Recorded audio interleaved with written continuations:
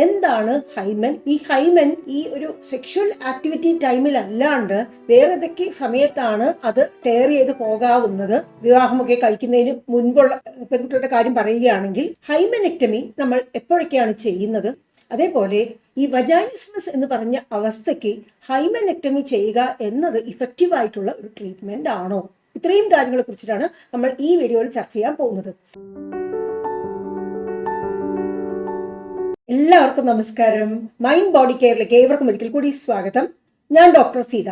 ആദ്യമായിട്ട് എന്താണ് ഈ ഹൈമൻ എന്നതിനെ കുറിച്ച് നോക്കാം. പലർക്കും അറിയാമായിരിക്കും അല്ലെ? നമ്മുടെ ആ ഒരു വജൈന ഉണ്ടല്ലോ, വജൈന എന്ന് പറയുന്നത് ഇങ്ങനെ ഒരു ട്യൂബ് പോലെയാണ് കേട്ടോ.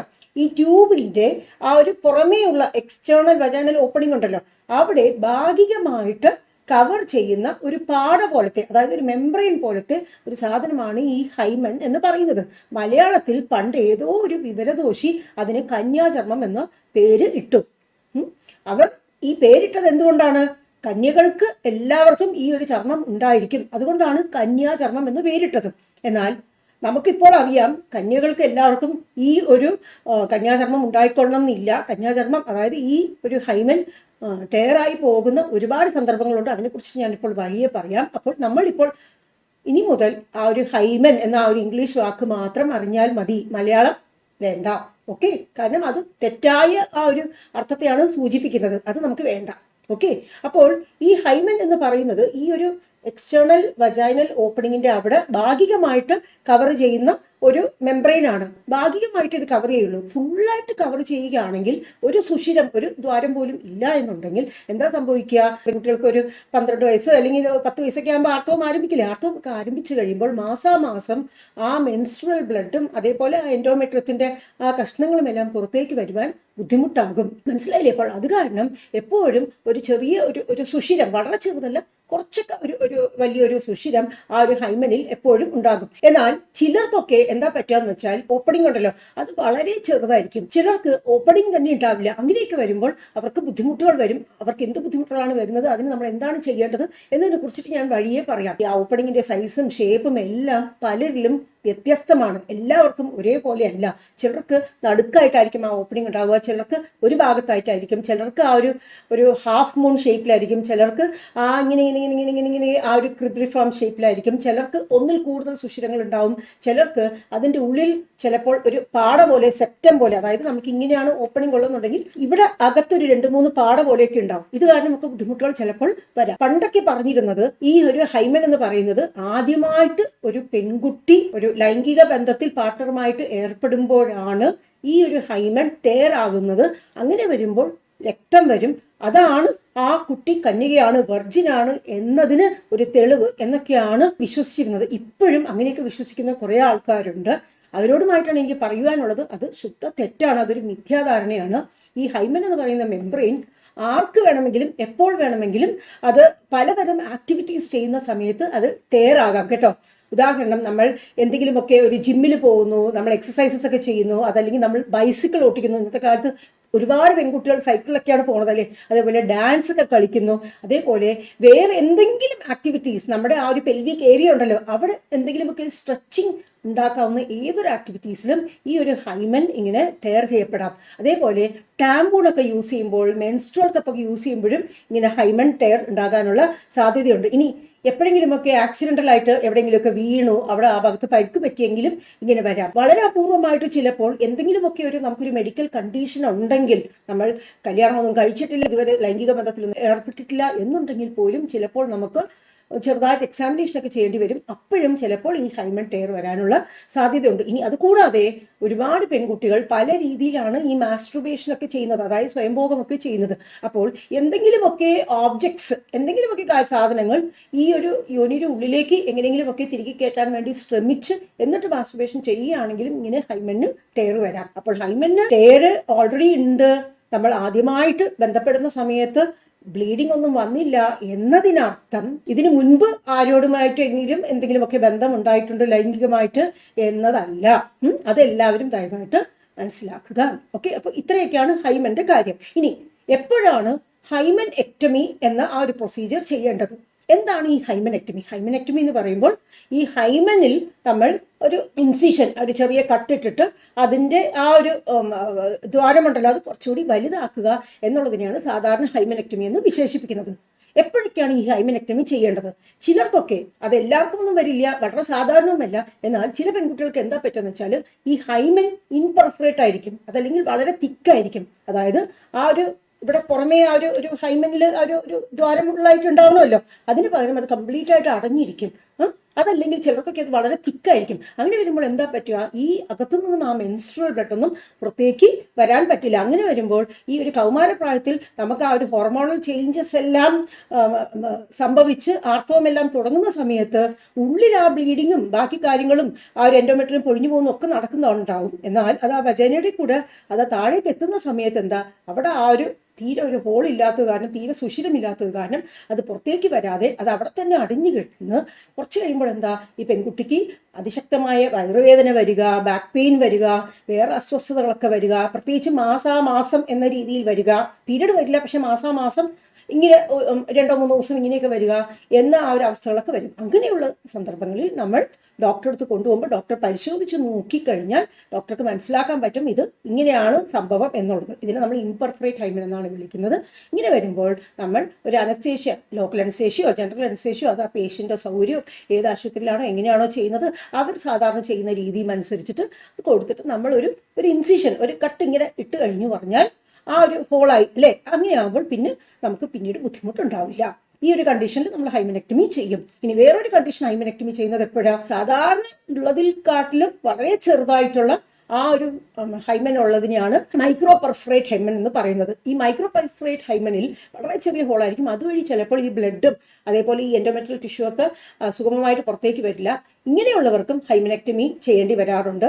അതേപോലെ ചിലർക്കൊക്കെ സെപ്റ്റേറ്റ് ഹൈമൻ, ഞാൻ പറഞ്ഞല്ലോ അല്ലേ, അതായത് ഇങ്ങനെ ഒരു ഹോൾ ഉണ്ടാവും, പക്ഷെ ഉള്ളിലും ഇങ്ങനെ കുറച്ച് ഇങ്ങനെ ഇങ്ങോട്ട് ഇങ്ങനെയാണ് ഒരു പാട വരേണ്ടത്. അതിന് പകരം ഇതിൻ്റെ കൂട്ടത്തിൽ അകത്ത് ഇങ്ങനെ ഒരു സെപ്റ്റം പോലെയൊക്കെ ഉണ്ടാവും.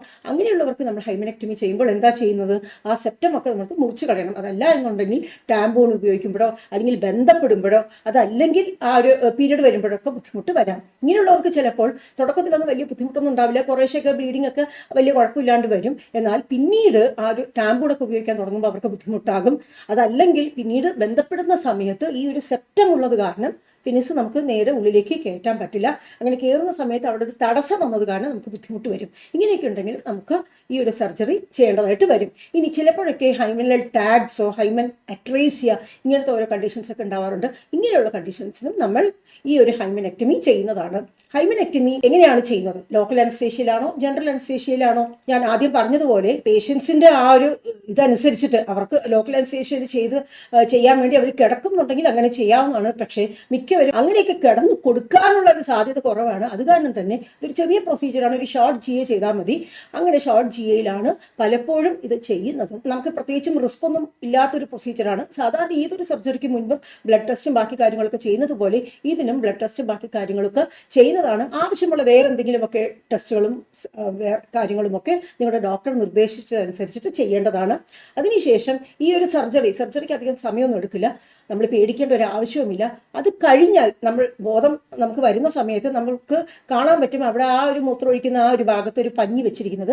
അത് ചിലപ്പോൾ ഒരു രക്തക്കറയൊക്കെ ഉണ്ടാവും. അപ്പോഴും നമ്മൾ പേടിക്കേണ്ട ആവശ്യമില്ല കേട്ടോ. അത് ആ ഒരു സർജറി ചെയ്തതിൻ്റെ ഒരു ഇതാണ്, പേടിക്കേണ്ട ആവശ്യമില്ല. ഒരു 3-4 ദിവസത്തിനുള്ളിൽ അവിടുത്തെ ആ ഒരു വൂണ്ടെല്ലാം ഉണങ്ങി നമുക്ക് സാധാരണ പോലെ നമ്മുടെ കാര്യങ്ങളും എല്ലാം ചെയ്യാൻ വേണ്ടി പറ്റും കേട്ടോ. ഇതിന് വേറെ റിസ്ക് ഒന്നും ഭാവിയിലേക്കൊന്നും ഇല്ല. ഭാവിയിൽ നമുക്ക് വേറെ എന്തെങ്കിലും പ്രശ്നം വരികയോ നമുക്ക് ബന്ധപ്പെടാൻ ബുദ്ധിമുട്ടോ അതല്ലെങ്കിൽ നമുക്ക് ഇനി പ്രഗ്നൻസി ടൈമിൽ ബുദ്ധിമുട്ടോ അല്ലെങ്കിൽ ഡെലിവറി ടൈമിൽ ബുദ്ധിമുട്ടോ അല്ലെങ്കിൽ ഉള്ളു പരിശോധിക്കുമ്പോൾ ബുദ്ധിമുട്ടോ വീണ്ടും എന്തെങ്കിലും പ്രശ്നം വരികയോ അങ്ങനത്തെ ഒന്നും വരാനുള്ള സാധ്യത വളരെ വളരെ കുറവാണ്, ഇല്ലയെന്ന് തന്നെ പറയാം. നിങ്ങളുടെ ആരുടെയെങ്കിലും പരിചയത്തിലുള്ള ആർക്കെങ്കിലും അല്ലെങ്കിൽ നിങ്ങളുടെ മക്കൾക്കോ അല്ലെങ്കിൽ നിങ്ങളുടെ സ്വന്തത്തിലുള്ള ആർക്കെങ്കിലും ഒക്കെ ഇങ്ങനെ എന്തെങ്കിലുമൊക്കെ ഈ ഹൈമനെക്ടമി ചെയ്യേണ്ടുന്ന ആ രീതിയിലുള്ള കണ്ടീഷൻസ് ഒക്കെ ഉണ്ടെങ്കിൽ തീർച്ചയായിട്ടും മടിക്കാതെ ഡോക്ടറെ ചെന്ന് കണ്ട് ആവശ്യമുള്ള ആ ഒരു സർജറി ചെയ്യേണ്ടതാണ്. സർജറി ചെയ്യേണ്ട ആ ഒരു സാഹചര്യങ്ങളിൽ സർജറി ചെയ്യാണ്ടിരിക്കുന്നതും മണ്ടത്തരമാണ്. ചിലരൊക്കെ അയ്യോ ഈ ഓപ്പറേഷനൊക്കെ ചെയ്ത് കഴിഞ്ഞാൽ ബുദ്ധിമുട്ടാണ് എന്ന് പറഞ്ഞ് വെച്ചോണ്ടിരിക്കും. അങ്ങനെ എനിക്കൊരു കേസ് അറിയാം കേട്ടോ. ഏകദേശം ഒരു 17 വയസ്സായ ഒരു പെൺകുട്ടിയാണ്. മാസാമാസം ഇങ്ങനെ ഞാൻ ആദ്യം പറഞ്ഞതുപോലെ മാസാമാസം വേദന വരുന്നുണ്ട്, എല്ലാ മാസവും വേദന വരുന്നുണ്ട്, പക്ഷെ പീരിയഡ് ഒന്നും ആവുന്നില്ല. അപ്പോൾ 17 വയസ്സായി പീരിയഡ് ഒന്നും ആകുന്നില്ല, എന്നാൽ സ്തന വളർച്ച, ബ്രസ്റ്റൊക്കെ വളർന്നിട്ടുണ്ട്, അതേപോലെ ഗുഹ്യഭാഗത്തും കക്ഷത്തിലും എല്ലാം രോമങ്ങളൊക്കെ ഉണ്ട്, ആ ഒരു സ്ത്രൈണഭാവം എല്ലാം ഉണ്ട്, എന്നാൽ പീരിയഡ് മാത്രം വന്നിട്ടില്ല, എന്തൊരു കഷ്ടം എന്ന് പറഞ്ഞിട്ടാണ് പേഷ്യന്റിന്റെ അച്ഛനും അമ്മയും എൻ്റെ അടുത്ത് കൊണ്ടുവന്നത്. പഴയ റിപ്പോർട്ടും അപ്ഡേറ്റിലുണ്ട് കേട്ടോ. അപ്പൊ പഴയ റിപ്പോർട്ടിൽ ഇങ്ങനെ പറഞ്ഞിട്ടുണ്ട്, ഇങ്ങനെ ഉള്ളിൽ ഇങ്ങനെ ഈ മെൻസ്ട്രുവൽ ബ്ലഡ് കെട്ടിക്കിടക്കുന്നുണ്ട്, അത് നമുക്ക് സ്കാനിങ് ചെയ്യുമ്പോൾ കാണാൻ പറ്റും. അപ്പോൾ അങ്ങനെ അതുകൊണ്ടാണ് ഈ പ്രശ്നം വരുന്നത്. അപ്പോൾ ഈ ഒരു സർജറി ചെയ്തു കഴിഞ്ഞാൽ ശരിയാകാവുന്നതേ ഉള്ളൂ എന്നും ഡോക്ടർ അവരോട് നിർദ്ദേശിച്ചിട്ടുണ്ട്. എന്നാൽ അവർ ഡോക്ടറുടെ ആ ഒരു നിർദ്ദേശം സ്വീകരിച്ചിട്ടില്ല. കാരണം ആരോ അവരോട് പറഞ്ഞിട്ടുണ്ട്, അയ്യോ ഇങ്ങനെ ഹൈമന്റെ ആ ഒരു സർജറി ഒക്കെ ചെയ്തു കഴിഞ്ഞാൽ പിന്നീട് ബുദ്ധിമുട്ടാകും, പിന്നീട് വിവാഹം കഴിക്കുന്ന സമയത്ത് ഹസ്ബൻഡിന് സംശയമാകും ഈ കുട്ടി വേറെ ആരോ കൂടിയൊക്കെ എന്തൊക്കെയൊക്കെ ചെയ്തിട്ടുണ്ടെന്ന്, അത് കാരണം അതൊന്നും ചെയ്യണ്ട, ഇപ്പോൾ വരുന്ന ഈ വേദനയൊന്നും സാരമില്ല, വിവാഹം കഴിയുന്നത് വരെ ഇങ്ങനെയൊക്കെ അങ്ങ് കഴിഞ്ഞു പോകട്ടെ, ഒരു 18 വയസ്സ് കഴിഞ്ഞാൽ നമുക്ക് വിവാഹം കഴിച്ചു കൊടുക്കാം, അപ്പോൾ പിന്നെ ബന്ധപ്പെടുന്ന സമയത്ത് ഇതങ്ങ് പൊട്ടിക്കോളും, അങ്ങനെ ആകുമ്പോൾ പിന്നെ ഈ ബ്ലഡൊക്കെ അകത്ത് കിടക്കുന്നത് ഉള്ളിൽ നിന്ന് പുറത്തേക്ക് വരും. എന്താ കഥ അല്ലേ, എന്തൊരു സജഷനാണ് പറഞ്ഞു കൊടുത്തിരിക്കണം അല്ലേ. അച്ഛനോടും അമ്മയോടും ഞാൻ കാര്യങ്ങളെല്ലാം പറഞ്ഞു മനസ്സിലാക്കി, അതിനുശേഷം ഈ ഒരു സർജറിക്ക് വിധേയമാക്കി കഴിഞ്ഞപ്പോൾ പിന്നീട് ഒരു ദിവസം കൊണ്ട് ആ കുട്ടിയുടെ വേദനയും ബുദ്ധിമുട്ടുകളും എല്ലാം മാറി. മനസ്സിലായില്ലേ.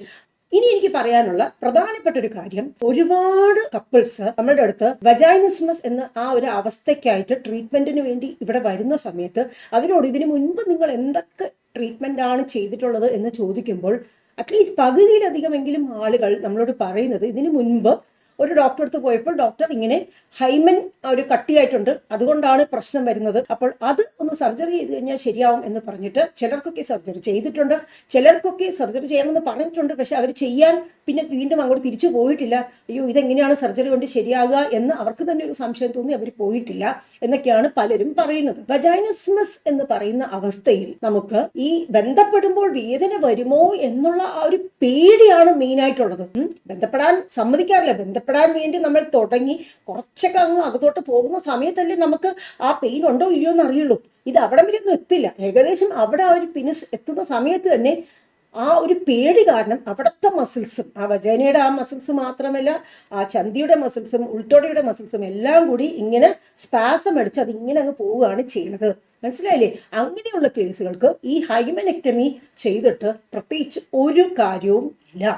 അപ്പോൾ വജൈനിസ്മസിന്റെ ഒരു പ്രധാന ട്രീറ്റ്മെന്റ് എന്ന രീതിയിൽ ഹൈമനെക്ടമി ആർക്കെങ്കിലും സജസ്റ്റ് ചെയ്യുകയാണെങ്കിൽ ദയവായിട്ട് അത് ചെയ്യാൻ മുതിരരുത്. ഇനി വജൈനിസ്മസ് ഉള്ള ഏതെങ്കിലും ഒരു വ്യക്തിക്ക് കൂട്ടത്തിൽ ഈ ഹൈമന്റെ എന്തെങ്കിലുമൊക്കെ പ്രശ്നമുണ്ട്, വളരെ കട്ടിയായിട്ടുള്ള ഹൈമൻ ഉണ്ട്, ഹൈമനട്രീസിയ അല്ലെങ്കിൽ ഹൈമനൽ ടാക്സ് ഉണ്ട്, അങ്ങനെ എന്തെങ്കിലുമൊക്കെ ബുദ്ധിമുട്ടുണ്ടെങ്കിൽ മാത്രമാണ് വജൈനിസ്മസിന് ചെയ്യുന്ന ബാക്കി ട്രീറ്റ്മെന്റിനോടൊപ്പം നമ്മൾ ഈ ഒരു ഹൈമന്റെ എന്തെങ്കിലും ഒരു പ്രൊസീജിയറും കൂടി ചെയ്യേണ്ടതായിട്ട് വരുന്നത്. മനസ്സിലായല്ലോ അല്ലേ. അപ്പോൾ ഈ അബദ്ധം ആർക്കും പറ്റാതിരിക്കാൻ വേണ്ടിയിട്ടാണ് ഞാൻ ഈ കാര്യം പ്രത്യേകമായിട്ട് എടുത്ത് പറയുന്നത്. അപ്പോൾ ഇത്രയും കാര്യങ്ങൾ നിങ്ങൾക്ക് എല്ലാവർക്കും മനസ്സിലായി എന്ന് തന്നെ കരുതുന്നു. ഹൈമൻ എന്ന ആ ഒരു സംഭവത്തിനെ കുറിച്ചിട്ട് നമ്മൾ പേടിക്കേണ്ട ഒരു ആവശ്യമില്ല. അയ്യോ നമ്മൾ ഈ ആദ്യമായിട്ട് ബന്ധപ്പെടുന്ന സമയത്ത് ബ്ലീഡിംഗ് ഒന്നും വന്നില്ലല്ലോ, അത് കാരണം നമ്മുടെ പാർട്ട്ണറോ അല്ലെങ്കിൽ പാർട്ട്ണറുടെ വീട്ടുകാരോ ഒക്കെ നമ്മളെ കുറിച്ച് മോശമായിട്ട് വിചാരിക്കുമോ എന്ന് ആലോചിക്കേണ്ട, അങ്ങനെ ആലോചിച്ച് ടെൻഷൻ അടിക്കേണ്ട ഒരു ആവശ്യമില്ല. അപ്പോൾ ആവശ്യമുള്ള സമയത്ത് ആവശ്യമുള്ള കാര്യങ്ങൾ ചെയ്യുകയും വേണം,